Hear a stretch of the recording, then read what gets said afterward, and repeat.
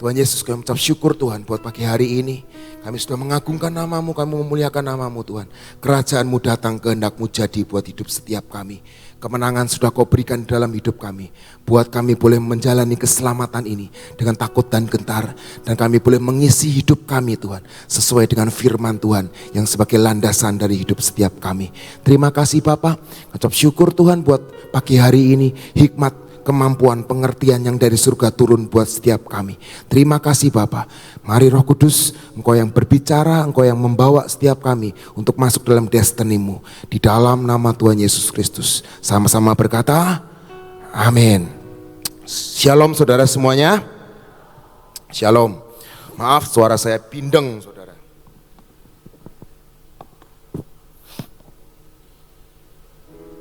Kita akan, saudara sudah merayakan Paskah kemarin, amin? Amin. Apa itu Paskah saudara? Kematian dan kebangkitan Tuhan Yesus, amin. Amin. Itu landasan saudara, amin. Kelahiran Tuhan Yesus adalah hal biasa kalau tidak ada kematian dan kebangkitannya. Betul saudara? Yesus sudah lahir, dia mati dan dibangkitkan. Itu yang menjadi landasan iman kita. Amin saudara. Saudara pernah ke Israel, mungkin ada beberapa yang pernah ke Israel. Seringkali kalau ke Israel itu selalu ada saudara. Saya baca beberapa ziarah ke Israel. Pasti ada tempat yang dikunjungi itu adalah kubur Yesus. Saudara pernah foto di situ? Oh, istri saya pernah saudara. Di situ kan ada tulisannya dia tidak ada di sini lagi. He is risen. Gitu. Ada yang pernah foto di situ? Mungkin kemarin waktu Paskah pasang PP keluar dari gua gitu. Bukan gua Sunyaragi saudara, tapi di mana gua tempat Yesus dibaringkan ketika dia habis disalibkan. Dan di situ juga ada tempat kejadian supranatural, yaitu Yesus dibangkitkan. Amin saudara. Tapi terlebih daripada itu saudara, itu kubur yang kosong, betul saudara? Kubur yang kosong, yang tidak ada apa-apanya. Tapi satu hal, itu adalah bukti bahwa maut sudah dikalahkan. Betul? Maut sudah dikalahkan. Beri kemuliaan buat Tuhan kita. Maut sudah dikalahkan. Dia sudah tidak ada di situ. Dia sudah bangkit. Dan maut tidak ada lagi berkuasa atas hidup Yesus. Amin.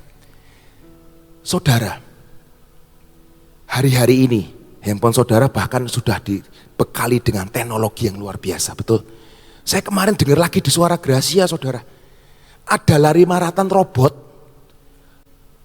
Jadi di China itu mengadakan lomba maraton untuk robot. Jadi robot dan manusia dijadikan satu untuk lomba maraton. Dan saudara tahu, di China itu banyak sekali industri robot. Bahkan industri robot itu bisa menyerupai manusia. Jalannya, gerak-geriknya itu seperti manusia. Itu teknologi sekarang sangat luar biasa. Tapi yang lucu saudara, itu kan penggabungan maraton antara manusia dan robot. Manusia itu setengah maraton lah, cuma 25 kilo. Itu menempuh. Jadi ada perlombaan manusianya, ada perlombaan robotnya. Manusia menyelesaikan 25 kilo dalam waktu 1 jam 20 menit. Robot menyelesaikan dalam 4 jam 20 menit. Masih kalah robotnya sama manusia. Betul? Tapi hari-hari ini saudara. Nah itu, seperti itu. Nah, ini pinter nih.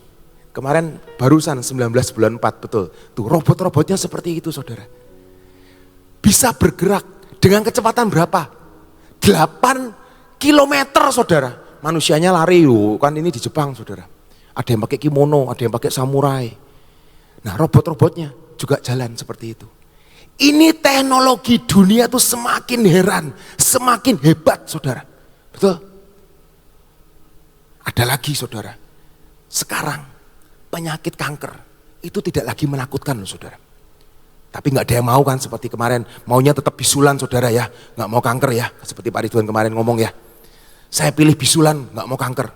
Tapi percayalah saudara, kanker itu ya kalau bisa nggak bisulan juga. Saya pernah bisulan sakit saudara, rasanya nggak enak, panas dingin nggak enak. Tapi tenang, ada obatnya. Bisa tanya ke saya, kalau hari ini saudara bisulan keluar dari tempat ini bisa tanya ke saya, nanti saya akan berikan obatnya. Sekarang kanker itu tidak lagi sangat menakutkan. Saya punya teman saudara, dia itu kanker pankreas. Dia pergi ke China. Kankernya diangkat enggak? Enggak diangkat saudara. Kankernya dibekukan. Dibekukan. Dan hari itu dia ke China 2 minggu dan akhirnya sembuh. Ya sampai saat ini sembuh sih saudara. Dan dia ngomong, ini teknologi baru loh. Nggak dipotong, nggak diambil. Tapi kankernya dibekukan. Sel kankernya itu nggak diambil. Jadi nggak dibuat ganas, tapi malah dibekukan. Hari-hari ini, teknologi dunia itu sangat luar biasa saudara. Apalagi bisul, itu nggak ada apa-apanya saudara. Gampang, cuma tinggal nanya ke WhatsApp saudara yang ada, tanya sama Meta, betul kan? Meta AI. Bisul obatnya apa? Akan keluar semua. Tek, tek, tek, tek, tek, tek, tek, tek. Betul? Pilek, demam, keluar. Tek, tek, tek, tek, tek, tek, tek. Banyak minum air putih, baik begini, baik begini. Lama-lama saya pikir dokter nggak laku loh saudara. Betul nggak sih saudara? Apapun tuh kita bisa lakukan loh. Dan itu resepnya mujarab loh saudara. Sekarang anak muda nggak lagi nanya sama mbah Google saudara. Sudah ditinggalin. Sekarang tanyanya sama AI. Ada lagi namanya ChatGPT. Kemarin nggak tahu di grup mana itu saya lihat di Jerman sudah mulai khotbahnya diawali 20 menit awal pendetanya mungkin lagi di kamar mandi atau pendetanya lagi ngapain. Jadi yang khotbah adalah AI. Dan itu luar biasa saudara. Khotbahnya lebih bagus daripada maaf loh saudara. Pendeta-pendeta loh saudara. Ayatnya lebih lengkap. Dari Kejadian sampai Wahyu. Dulu zaman saya handphonenya masih handphone yang apa itu Motorola atau Nokia, itu nggak ada AI. Kita semua punya yang namanya konkordasi. Masih ada yang buka konkordasi? Saya mau ngomong sama dia, klasik banget loh. Nah itu kan, jangan ngomong kuno saudara, nanti marah. Klasik. Nah, konkordasi itu udah nggak laku. Saudara bisa tanya ke toko buku Maranatha, masih jual konkordasi Alkitab? Sudah nggak jual saudara. Saudara pernah ke toko buku Maranatha? Saya mau beli kaset khotbahnya Pak Yusak Cipto. Sudah nggak ada saudara. Jangan pun kaset saudara. CD, DVD sudah nggak ada. Dulu waktu saya zaman LG apa PDKM dulu namanya, anak-anak saya tuh sering beli CD setiap ada lagu baru dari apa, dari grup musik apa, pasti akan ke Maranatha. Untuk apa? Untuk beli. Sekarang nggak ada. Klik YouTube musik, selesai. Semua ada di YouTube, semua ada di Spotify, semua ada di iTunes, semua ada. Bahkan yang belum dinyanyiin di gereja, belum launching, sudah ada di Spotify. Itu teknologi zaman sekarang saudara. Sangat mengerikan, sangat mengerikan.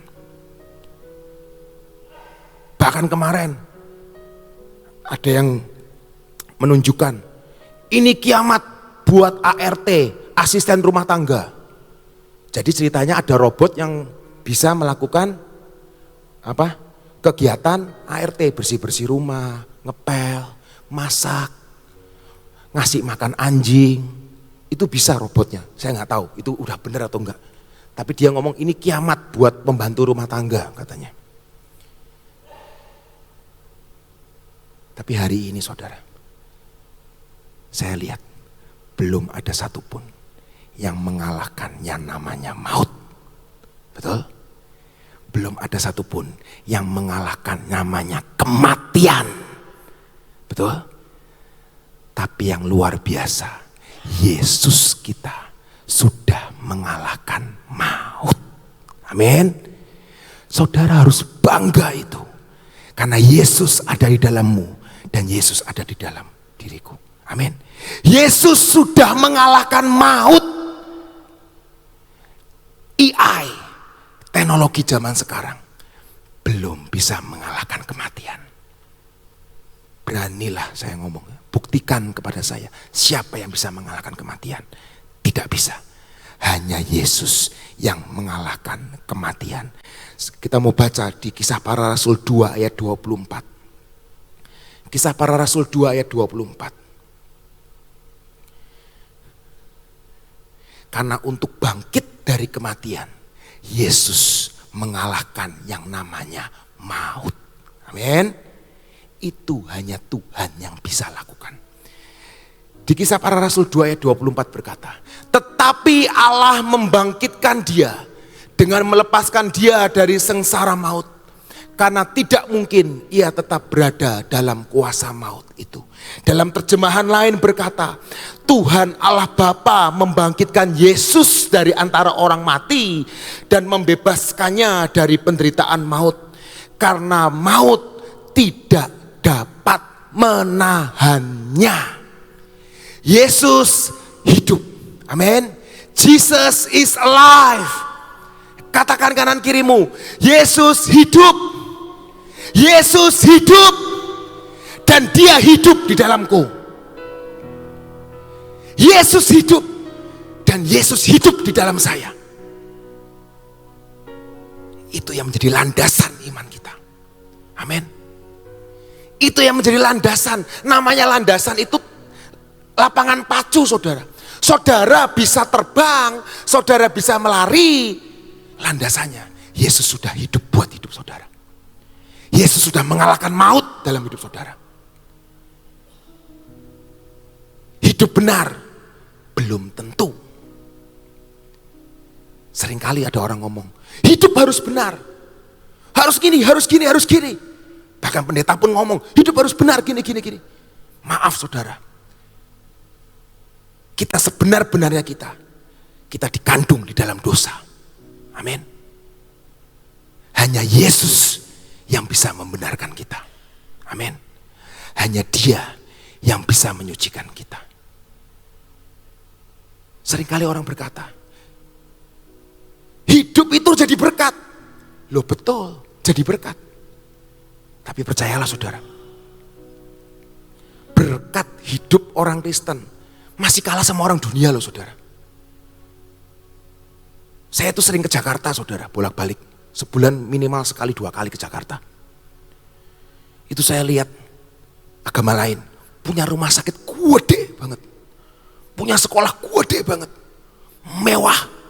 Kalau saudara ke Pantai Indah Kapuk, saudara akan lihat. Saudara akan lihat. Gede. Kuilnya gede. Dan dia minimal sebulan sekali. Dia ngasih beribu-ribu orang makan. Dia lebih benar dari kita enggak? Mungkin dia lebih benar dari kita. Tapi dia tidak punya Yesus dalam hidupnya. Yang mengalahkan maut itu. Jangan jadi ukuran. Hidup itu harus jadi berkat begini-begini. Saya setuju sama yang Bu Nani katakan kemarin. Itu penting. Tapi yang lebih penting daripada itu, Yesus sudah mati buat saudara dan saya. Dan bangkit pada hari yang ketiga. Dan dia hidup dalam hidup saudara dan saya. Dia yang punya surga. Itu keunggulan kita. Amin. Seringkali kita ngomong, ya hidup itu kekristenan itu harus punya karakter Kristus. Itu penting, itu penting. Tapi ada yang lebih penting dari itu saudara. Yesus sudah mati buat saudara. Dan Yesus sudah bangkit buat saudara. Dan tidak ada lagi kematian yang bisa mengalahkan hidup saudara. Kematian itu cuma koma saudara, bukan titik. Amin. Kematian itu koma, bukan titik. Wah, ini kayak ngomong di rumah duka ini saudara. Bukan titik, tapi koma. Ada kehidupan setelah itu. Kehidupan selama-lamanya bersama Yesus. Itu keunggulan kita saudara. Yang lebih benar dari kita, yang lebih suci daripada kita, banyak saudara. Yang lebih hebat dari kita, banyak. Yang karakternya lebih hebat dari kita, banyak. Percayalah. Tapi belum tentu mereka punya Yesus. Dan kita punya Yesus yang mau menebus dosa kita. Karena saudara dan saya, itu bukan kita yang pilih Yesus loh. Betul? Tapi Yesus yang pilih. Saudara harus tahu itu. Saudara itu orang pilihan. Bukan saudara yang memilih Yesus. Tapi Yesus yang sudah tangkap saudara. Itu adalah kasih karunia.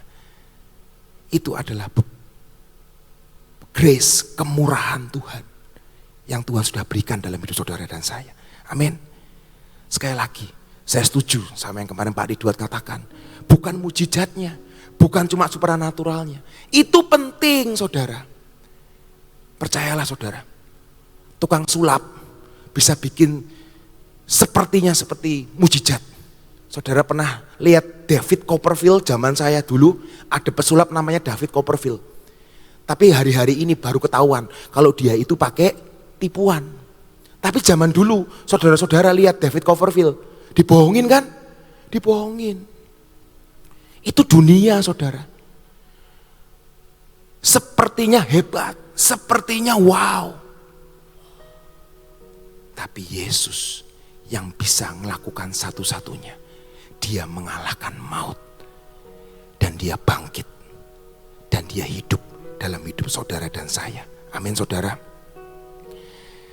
1 Korintus 15 ayat 15 sampai 20.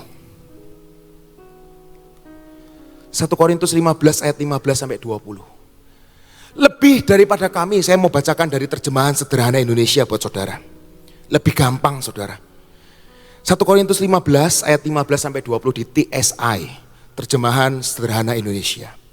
Seandainya tidak ada kebangkitan orang mati, berarti kami sudah berbohong dan mengajarkan yang salah tentang Allah. Sebab selama ini kami memberitakan bahwa Allah menghidupkan Kristus kembali. Andai kata benar bahwa orang mati tidak akan dihidupkan kembali, berarti Kristus juga tidak pernah dihidupkan kembali. Dan seandainya Kristus tidak dibangkitkan kembali, percuma saja keyakinan kita dan kita masih dikuasai oleh dosa. Seandainya tidak ada kebangkitan, berarti saudara-saudari kita yang mati dalam keadaan percaya pada Kristus juga sudah binasa. Seandainya pengharapan kita kepada Kristus hanya berlaku untuk kehidupan di dunia ini saja, kita orang yang paling malang di antara semua manusia. Ayat 20, tetapi sesungguhnya Kristus sudah dihidupkan kembali dari antara orang mati.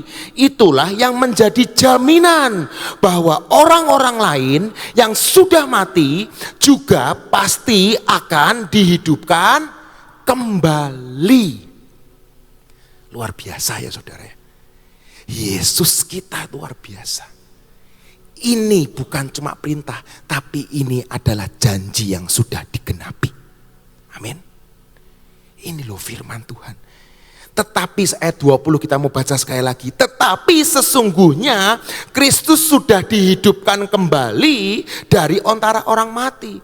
Itulah yang menjadi jaminan bahwa orang-orang lain yang sudah mati juga pasti akan dihidupkan kembali. Ini firman Tuhan, bukan kata saya. Ini firman Tuhan. Dari kematian menuju kepada kehidupan. Itu yang Tuhan mau katakan hari ini buat saudara dan saya. Dari kematian menjadi kehidupan. Melalui kebangkitan Yesus, semua yang mati dapat dihidupkan kembali. Amin. Ngomong kanan kirinya saudara, semua yang mati dapat dihidupkan kembali. Semua yang mati dapat dihidupkan kembali. Semua yang mati dalam hidupmu, apa yang mati? Mungkin dompetmu mati, hatimu mati, pikiranmu sudah mati.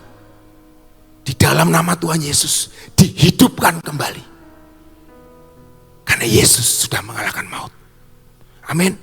Di Yohanes 21 ayat 1 dan 2. Mungkin organ-organmu sudah mati. Katakan hari ini, dihidupkan kembali. Dihidupkan kembali. Amin. Yohanes 21 ayat 1 dan 2. Alkitab mencatat bahwa Yesus sudah bangkit dan beberapa kali dia menampakkan diri kepada murid-muridnya. Amin saudara. Yohanes 21 ayat 1 dan 2 berkata, kemudian Yesus menampakkan diri kepada murid-muridnya di pantai Danau Tiberias. Dan ia menampakkan diri sebagai berikut.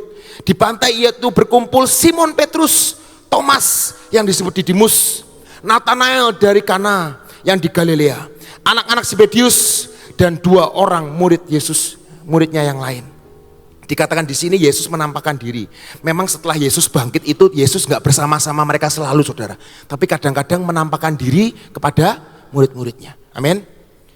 Sebelum disalibkan kan dia selalu bersama-sama murid-muridnya selama 3,5 tahun. Tapi setelah kebangkitannya dia hanya beberapa kali menampakkan. Dan kehadiran Yesus pada waktu itu terkesannya tiba-tiba dan bahkan seringkali ada yang kenal, ada yang tidak mengenalinya. Betul saudara? Karena sudah jadi manusia ilahi. Ayat 3-nya saudara. Dan kata Simon Petrus kepada mereka, aku pergi menangkap ikan. Kata mereka kepadanya, kami pergi juga dengan engkau. Melu Pet. Mau nangkap ikan ya? Melu Pet. Itu. Aku pergi menangkap ikan, kata mereka kepadanya, kami pergi juga dengan engkau.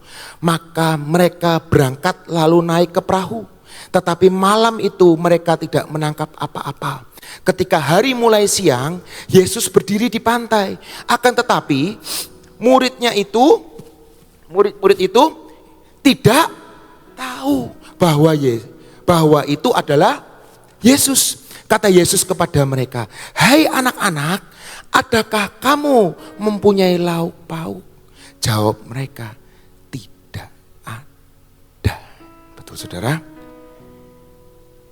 Saudara bisa tahu, hari itu Petrus kembali mencari ikan. Petrus cerita sebelumnya ngapain? Nyangkal Yesus kan? Betul. Orang yang gak punya destiny, kalau bahasa sehari-harinya orang yang tidak punya tujuan, orang yang tidak punya visi, hilang, cantolannya hilang. Jadi waduh, Yesus sudah mati. Ya benar sih, aku tahu dia sudah bangkit. Tapi dia gak kelihatan. Orang yang gak punya visi, orang yang gak punya destiny, kecenderungannya adalah kembali ke masa lalu saudara. Benar gak? Orang yang dulunya pernah narkoba, seringkali orang ngomong, jangan berteman sama orang itu loh. Apalagi nikah sama orang itu loh. Amit-amit nanti 20 tahun, 30 tahun lagi balik lagi. Betul saudara? Ini sama kejadiannya seperti Petrus. Ketika dia kehilangan pegangan, visinya hilang, destininya hilang, dia kembali nangkep ikan. Sedangkan 3,5 tahun sudah gak pernah nangkep ikan. Betul saudara? Sedangkan Yesus berkata, engkau akan kujadikan penjala manusia, bukan penjala ikan lagi. Tapi ketika Yesus mati, dia nangkep ikan lagi saudara. Dia balik ke masa lalunya, nangkep ikan lagi dan ngajakin murid-muridnya yang lain. Dan murid-murid yang lain juga sama, kita melu. Saya juga ikut nangkep ikan, betul? Ini yang dilakukan Petrus dan teman-temannya. Saya tahu. Petrus juga butuh yang namanya finansial, saudara. Dia punya istri dan mertua yang tinggal sama dia. Betul? Ketika Yesus sudah pergi seakan-akan dia mikir, mertuaku makan apa? Istriku makan apa? Anak-anakku makan apa? Ya sudah, balik lagi menjala ikan. Dan kaliganya hari itu dia mungkin sudah lupa cara menangkap ikan, saudara. Dia nggak dapat apa-apa semalam-malaman. Betul, saudara? Petrus dan teman-temannya tidak mendapatkan apa-apa semalam-malaman. Di Yohanes 21 ayat 6 dan 8 kita lanjut. Maka kata Yesus kepada mereka, tebarkanlah jalamu di sebelah kanan perahu, maka akan kamu peroleh. Lalu mereka menebarkan dan mereka tidak dapat menariknya lagi karena banyaknya ikan. Maka murid yang dikasih Yesus, yaitu Yohanes, saya yakin, karena firman Tuhan menyiratkan seperti itu, maka murid yang dikasih Yesus berkata kepada Petrus, itu Tuhan. Ketika Petrus mendengar bahwa itu adalah Tuhan, maka ia mengenakan pakaiannya, sebab ia tidak berpakaian. Saudara bisa bayangin, orang yang bersalah, ketemu, itu Tuhan, kata Yohanes. Maka Petrus mendengar bahwa itu adalah Tuhan, maka ia mengenakan pakaiannya, sebab ia tidak berpakaian. Lalu terjun ke dalam danau. Murid-murid yang lain datang dengan perahu karena mereka tidak dapat jauh dari darat. Saudara tahu, hari itu Petrus melihat mujizat, saudara. Tapi Yohanes berkata, itu Tuhan. Dia nggak ngelihat lagi mujizatnya. Dia nggak menikmati mujizatnya. Dia langsung terjun menghampiri Yesus. Tuhan. Itu loh Petrus, saudara. Hari ini mujizat itu penting saudara. Mujizat itu penting. Tapi terlebih penting adalah Tuhan. Amin. Tuhan itu terlebih penting. Mujizatmu itu hanya mengikuti. Ketika ada Yesus, pasti ada mujizat. Ketika Yohanes berkata, itu Tuhan, Petrus tidak tunggu lama. Dia langsung jebur. Saya mau samperin Tuhan. Amin, saudara. Murid-murid yang lain datang dengan perahu, karena mereka tidak jauh dari darat. Hanya kira-kira 200 hasta saja. Dan mereka menghela jala yang penuh dengan ikan. Saat itu juga mereka menangkap 153 ekor ikan. Tapi Petrus tidak lihat mujizat itu lagi. Dia udah gak butuh mujizat itu lagi. Karena dia berkata, aku butuh Tuhan. Aku butuh Tuhan. Ayat 9 berkata, ketika mereka tiba di darat, mereka melihat api arang. Ingat-ingat saudara, api arang. Dan di atasnya ikan dan roti. Kata Yesus kepada mereka, bawalah beberapa ikan yang baru kamu tangkap itu. Simon Petrus naik ke perahu, lalu menghela jalan itu ke darat. Penuh ikan-ikan besar, 153 ekor banyaknya, dan sungguh pun sebanyak itu jala itu tidak koyak. Kata Yesus kepada mereka, marilah dan sarapanlah. Tidak ada di antara murid-muridnya itu yang berani bertanya kepadanya, siapakah engkau? Sebab mereka tahu bahwa ia adalah Tuhan Yesus. Yesus maju ke depan, mengambil roti dan memberikan kepada mereka. Demikian juga ikan itu. Itulah ketiga kalinya Yesus menampakkan diri kepada murid-muridnya sesudah ia bangkit dari antara orang mati. Ketika mereka sampai di darat, ternyata mereka melihat api dan arang. Dan di atasnya sudah ada ikan dan roti. Bukan ikan yang mereka tangkap, saudara. Yesus adalah Jehovah Jireh. Dia Tuhan yang sudah menyediakan. Dia gak butuh ikanmu. Dia sudah menyediakan roti dan ikan di atas api dan arang itu. Yesus memanggil anak-anaknya. Padahal pertama tadi, kamu punya lauk pauk gak? Mereka ngomong gak ada. Betul saudara? Ketika mereka ngomong tidak ada, Tapi ternyata ketika mereka sampai ke darat, dialah Yehova Jireh, Tuhan yang menyediakan. Sudah ada ikan dan rotinya, ditambah dengan ikan yang mereka tangkap, saudara. Yang ayat 9 tadi, saya nggak bahas tentang ikan 153, itu pernah dibahas oleh banyak pendeta. Dan itu katanya punya angka-angka yang luar biasa. Tapi saya belum pernah mendengar tentang api dan arang dibalas, saudara. Dan ketika saya menyelidiki Alkitab, bukan konkordan, saudara. Saya pakai online, api dan arang muncul berapa kali di Alkitab. Dan ternyata hanya 2 kali, saudara. Api dan arang itu hanya muncul 2 kali di Alkitab. Yang pertama di ayat 9. Ayat 9, dan yang kedua, tadi yang api arang yang Tuhan menyediakan ikan dan roti. Yang pertama itu di Yohanes 18 ayat 18.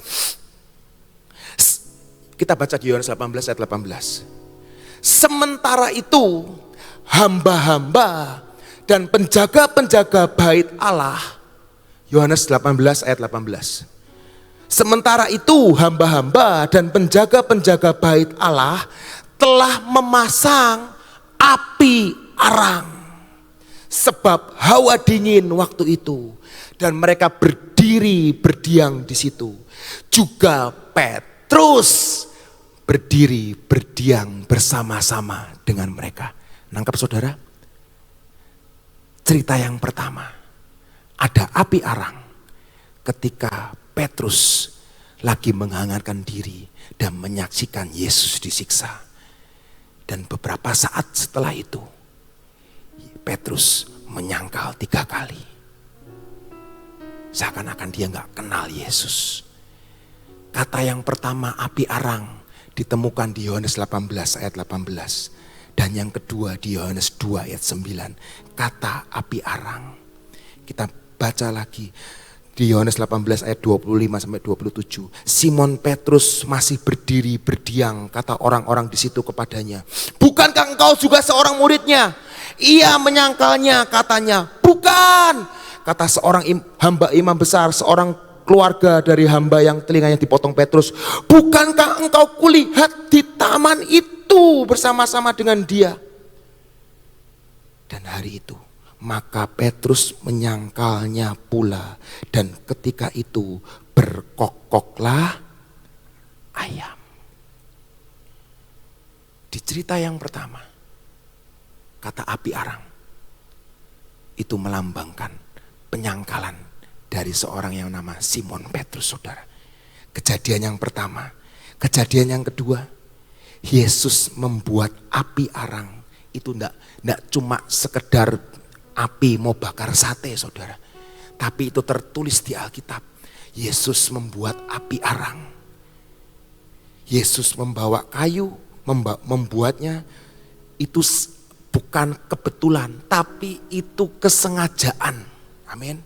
Yesus sengaja bawa kayu dan bawa api arang itu untuk menunjukkan kepada Simon Petrus. Sesudah itu, ayat 15, saudara. Yohanes 21 ayat 15. Sesudah sarapan, Yesus berkata kepada Simon Petrus. Dengerin, saudara. Simon, anak Yohanes, apakah engkau mengasihi aku lebih daripada mereka ini? Yang dipanggil siapa? Simon atau Petrus? Simon. Padahal jelas kan, Yesus itu sudah mengubah nama Simon menjadi Petrus. Tapi saat itu Yesus memanggil namanya siapa? Simon, anak Yohanes. Yesus lagi berkata, ini loh Simon, masa lalumu. Dulu namamu adalah Simon, buluh. Simon, anak Yohanes, engkau mengasihi aku lebih daripada mereka ini? Jawab Petrus kepadanya, benar Tuhan, engkau tahu bahwa aku mengasihi engkau. Kata Yesus kepadanya, gembalakanlah domba-dombaku. Kata Yesus pula kepadanya, untuk kedua kalinya, Simon, anak Yohanes, apakah engkau mengasihi aku? Jawab Petrus kepadanya, benar Tuhan, engkau tahu bahwa aku mengasihi engkau. Kata Yesus kepadanya, gembalakanlah domba-dombaku. Kata Yesus untuk ketiga kalinya, Simon, anak Yohanes, apakah engkau mengasihi aku? Maka sedih hati Petrus, karena Yesus berkata untuk ketiga kalinya, apakah engkau mengasihi aku? Dan Simon berkata kepadanya, Tuhan, engkau tahu segala sesuatu. Engkau tahu bahwa aku mengasihi engkau. Kata Yesus kepadanya, gembalakanlah domba-dombaku. Api arang yang pertama, Petrus menyangkal Yesus. Api arang yang kedua, Yesus merekonsiliasi. Yesus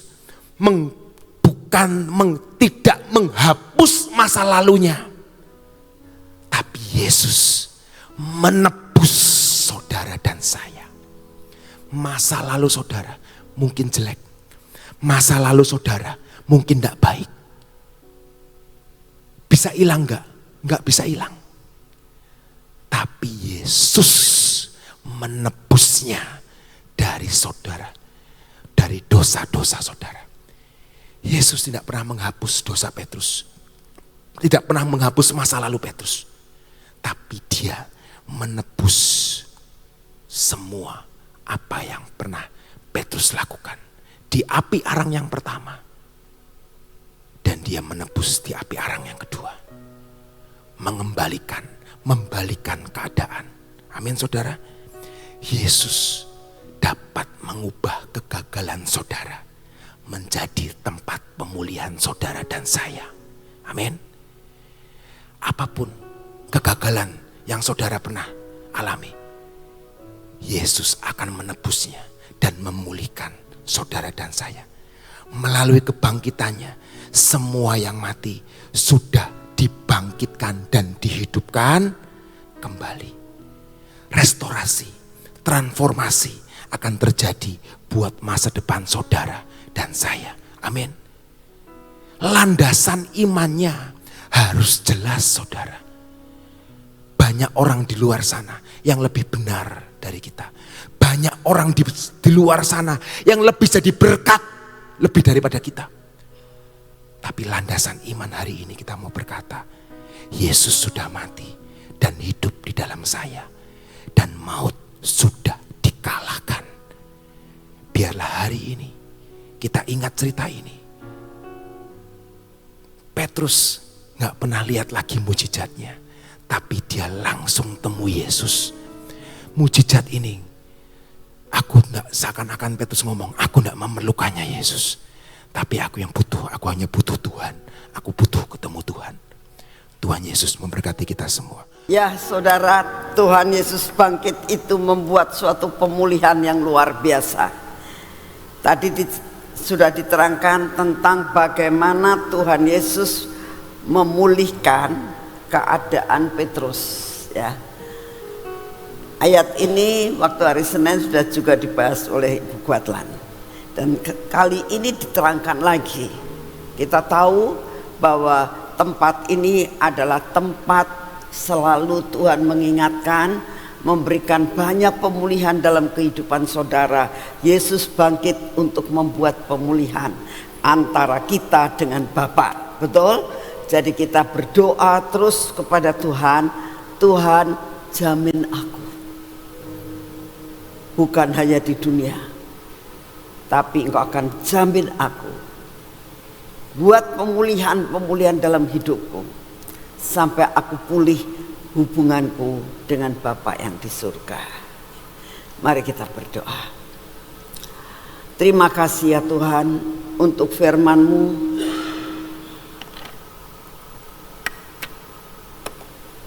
Terima kasih buat segala sesuatu yang Kau sudah sediakan buat kami.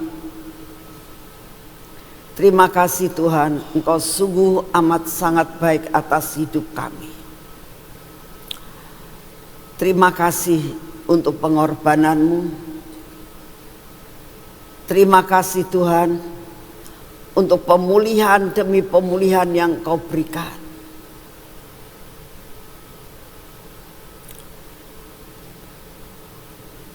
sungguh luar biasa atas hidupmu. Engkau hidup membuat kami boleh hidup. Terima kasih untuk semua dan semuanya yang sudah kau kerjakan buat kami sebagai ciptaan-Mu Tuhan. Ajar kami mempertahankan, ajar kami terus memperhatikan cara kerja-Mu atas hidup kami. Terima kasih Tuhan, Engkau sungguh amat sangat baik atas hidup kami. Engkau tidak pernah meninggalkan kami. Engkau selalu membuat pemulihan demi pemulihan dalam hidup kami. Terima kasih untuk semua karya-Mu. Jangan tinggalkan perbuatan tangan-Mu atas hidup kami. Terima kasih untuk semuanya. Bapak, saat ini kami datang, kami berdoa buat lawatan Tuhan. Kami tahu bahwa kami masuk di dalam lawatan-Mu di akhir zaman ini Tuhan. Kami berdoa buat lawatan bukan hanya di tempat ini, tapi kami rindu mulai pekerjaan-pekerjaan-Mu untuk lawatan ini di seluruh Indonesia, di seluruh benua-benua, termasuk di Uganda. Kami tetap terus setiap pagi kami berdoa buat Uganda Tuhan. Biar pada saat kami datang, Engkau sudah melakukan suatu lawatan yang luar biasa. Biarlah apa yang Kau rencanakan untuk Uganda menjadi kenyataan. Engkau buat pembalikan keadaan Tuhan. Engkau buat lawatan yang luar biasa. Engkau membuat perubahan yang luar biasa di Uganda. Terima kasih untuk semuanya. Bapa, kami juga berdoa pada saat ini. Engkau yang terus memberkati akan setiap anak-anak-Mu yang diutus untuk ke pulau-pulau dan untuk ke negara-negara. Kau memberkati mereka juga. Terima kasih untuk semuanya. Kami juga berdoa untuk bangsa dan negara ini ya Tuhan. Engkau yang terus beracara untuk bangsa dan negara kami. Engkau mau melakukan proteksi atas bangsa dan negara kami. Engkau yang akan meredam akan segala sesuatu, oknum-oknum yang ingin memecah belahkan bangsa ini. Biarlah Engkau memberi damai sejahtera-Mu buat bangsa ini. Tolong Tuhan, jangan tinggalkan bangsa yang besar ini. Kami terus berdoa untuk Bapak Presiden dan Wakil Presiden. Kami berdoa Tuhan untuk semua stafnya. Kami berdoa untuk kepolisian. Kami berdoa untuk ABRI. Kami berdoa untuk setiap pemimpin-pemimpin daripada daerah. Tuhan, buat mereka takut akan Engkau. Buat mereka melakukan dan menjalankan tugasnya dengan sungguh-sungguh Tuhan. Dan takut akan Engkau. Dan tidak mementingkan diri sendiri. Sungguh kami mau mempersembahkan ini semuanya ke dalam tangan-Mu. Terima kasih Tuhan, Kau sungguh amat sangat baik. Bapak, kami juga berdoa saat ini dengan keadaan cuaca, dengan keadaan yang ada saat ini Tuhan, yaitu mengenai bencana-bencana alam. Kami banyak mendengar gempa bumi di mana-mana. Tuhan, kami minta perlindungan yang daripada-Mu. Biarlah Engkau yang akan membuat sedemikian rupa Tuhan. Tidak akan membuat bencana yang melebihi daripada kekuatan daripada kami semuanya dan negara kami. Sungguh Tuhan, kami hanya berharap kepada-Mu. Engkau yang akan terus beracara dan mengatur segala lempengan-lempengan yang ada di bawah bumi untuk tidak melakukan aktivitas melebihinya Tuhan. Terima kasih untuk semuanya. Bapak, kami juga berdoa, berikan kepada kami kekuatan, berikan kepada kami daya tahan tubuh untuk kami dapat melaksanakan semua tugas yang Kau berikan buat kami. Terima kasih untuk semua. Bapak, kami juga berdoa untuk acara tanggal 6 ini Tuhan. Engkau tahu bahwa ada satu acara bersama dengan para hamba Tuhan Bahtera. Kami minta anugerah-Mu turun. Kami minta Engkau yang akan mengatur di dalam segala perkara. Engkau yang akan menentukan hamba-hamba-Mu yang akan datang dan menyampaikan pesan-Mu. Tuhan, biarlah setiap firman yang akan disampaikan menjadi berkat. Kami sangat merindukan lawatan-Mu terjadi pada tanggal 6 ini. Terima kasih untuk semuanya. Segala pujian hormat kami naikkan di hadapan-Mu. Terima kasih Bapak, dalam nama Tuhan Yesus. Mari kita masuk dalam pengurapan.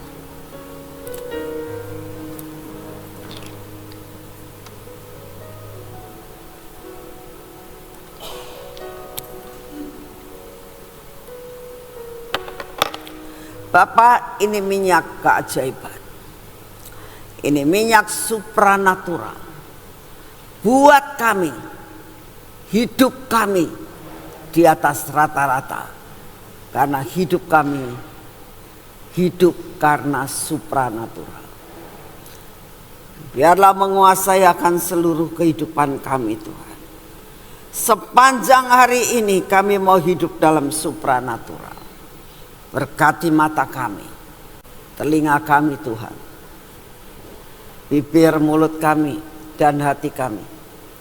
Terus proteksi kami dengan perkara-perkara keajaiban. Dan Kau akan membabat habis segala perkara yang tidak baik dalam hidup kami ya Tuhan Yesus. Berkati tangan kami, berkati kaki kami. Perjalanan kami hari ini biarlah tidak tersandung Tuhan. Tangan yang kami pakai untuk bekerja biarlah kami dapat melakukan semua pekerjaan kami bersama Engkau. Dan semua jatah kami menjadi utuh dalam hidup kami. Terima kasih untuk semuanya. Di dalam nama Tuhan Yesus kami sudah berdoa. Amin.